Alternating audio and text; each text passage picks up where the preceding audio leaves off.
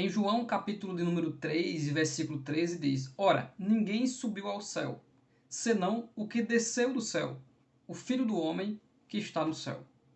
Medite comigo.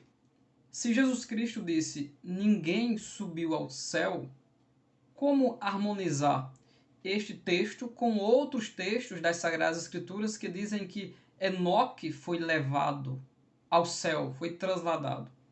E em 2 Reis, capítulo 2, Elias foi arrebatado pelo Senhor até o céu. Fica conosco até o final, pois nós iremos analisar isso à luz das Sagradas Escrituras. Deus abençoe sua vida. A regra básica da interpretação diz que nós temos que considerar o contexto imediato e o contexto remoto das Sagradas Escrituras a fim de trazer uma interpretação o máximo possível de coerência e fidelidade ao texto sagrado. Quando nós analisamos o contexto de João capítulo 3, nós vemos a conversa de um fariseu chamado Nicodemos com o Senhor Jesus. Ele inicia a conversa com uma lisonja e Jesus responde a ele dizendo que é necessário ele nascer de novo. Em uma tradução mais específica, é necessário você nascer do alto. Veja, o texto já começa a Jesus dizendo que ele precisa de algo do céu. Ele precisa de algo lá de cima. E Jesus busca explicar em uma linguagem natural do nascimento de uma criança. Então é necessário você nascer de novo. E ele diz, mas como pode ser isso? Eu não posso entrar de volta no ventre de minha mãe e nascer de novo. E Jesus Cristo diz, tu és mestre em Israel e não sabes isso? Se vos falei de coisas terrenas ou naturais e você não compreendeu o que significa nascer de novo, como vós crereis se vos falar de coisas celestiais? Dentro desse contexto, no versículo 11, Jesus Cristo diz que te digo que nós dizemos o que sabemos e testificamos o que vimos e não aceitais o nosso testemunho. Veja, Jesus está falando de coisas que ele precisa receber da parte do céu, de Deus.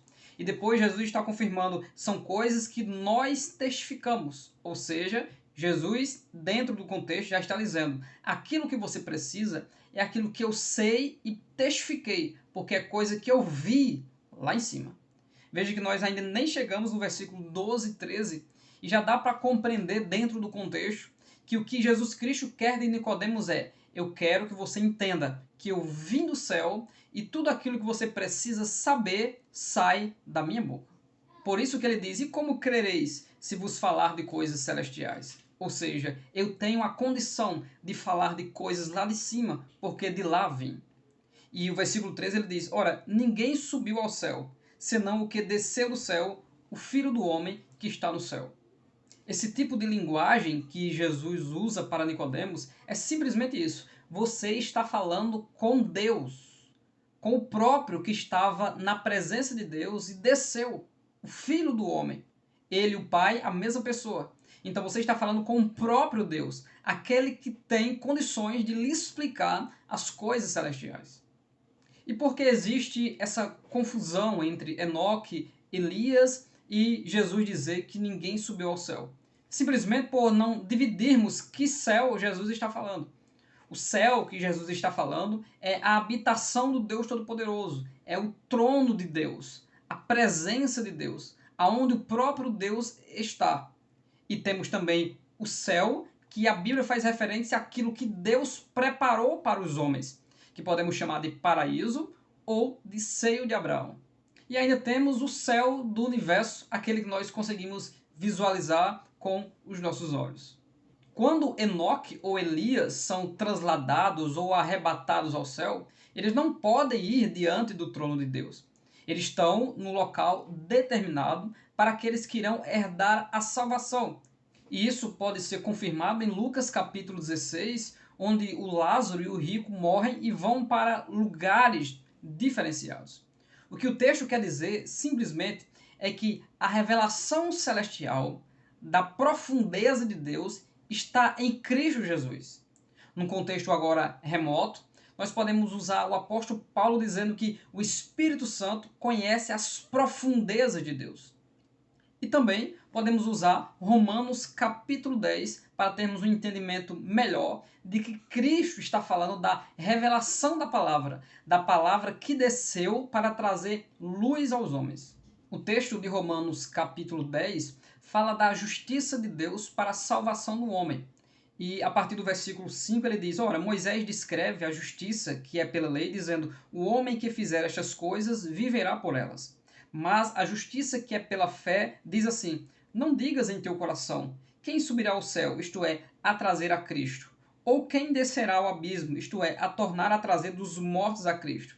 Mas que diz a palavra, ela está junto de ti, na tua boca e no teu coração.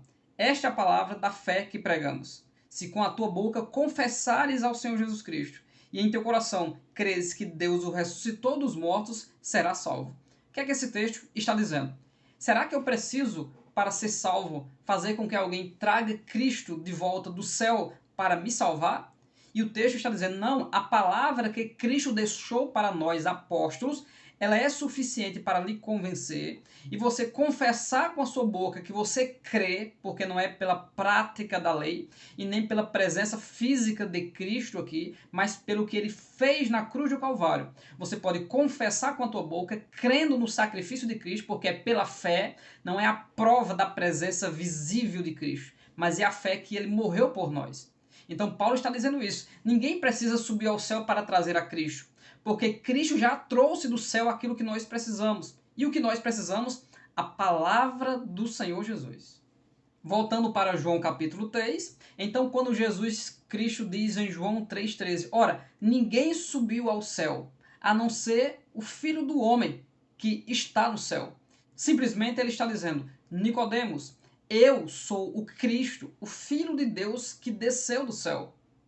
Ninguém tem essa revelação para te dar. Só eu tenho essa revelação. Lembra de João capítulo 6? Quando Jesus, até censurando os apóstolos, depois de toda a multidão ir embora, Jesus diz, e vocês querem ir também? E Pedro diz, para quem nós iremos? Só tu tens a palavra de vida eterna. Então é nesse sentido em que Cristo fala com Nicodemos, dizendo, Nicodemos, eu vim do céu.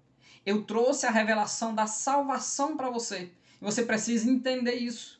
Eu estou tentando lhe explicar por coisas naturais que é necessário você nascer segundo os moldes do céu, no caráter do céu, para que você venha obter o reino de Deus. Alguns dizem que Jesus usou esse termo, que ninguém subiu ao céu, para buscar combater uma tradição rabínica ou a tradição dos anciãos que creem que quando Moisés estava em cima do Monte Sinai, recebendo as revelações de Deus, na verdade Deus não desceu para falar com Moisés e lhe dar revelações. E sim, todo o Monte Sinai foi retirado da terra e levado para o céu. E Moisés se tornou uma entidade sobrenatural e especial. E Moisés seria aquele que desceu do céu para trazer a revelação da lei para os homens de Deus, para os hebreus e para os judeus.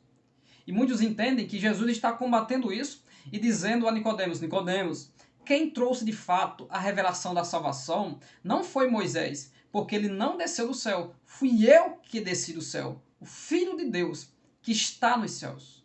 E quando ele diz que está nos céus, mesmo ele estando diante de Nicodemos, simplesmente ele está dizendo, eu e o Pai somos a mesma pessoa. E o resultado de tudo isso é a provável conversão de Nicodemos, pois em João 19:39, Nicodemos aparece no contexto de embalsamar e colocar óleo no corpo de Jesus. Nicodemos estava lá. Então este versículo não é uma negação que outros personagens como Enoque e Elias tenham subido ao céu. A diferença é que o céu de João 3,13 é a habitação de Deus, fazendo referência à revelação, a quem trouxe a revelação. Foi Cristo quem trouxe a revelação. Já o céu onde Enoque e Elias provavelmente estão é o céu chamado paraíso, um lugar criado por Deus, ou separado por Deus, para os homens estarem em um período intermediário antes do novo céu e da nova terra. Você entendeu o significado de João 3,13? Se sim, fico feliz com isso. Deus abençoe grandemente a sua vida. Não se esqueça de ser inscrito no canal Bíblia de Fato. E até o próximo vídeo, se assim Deus nos permitir.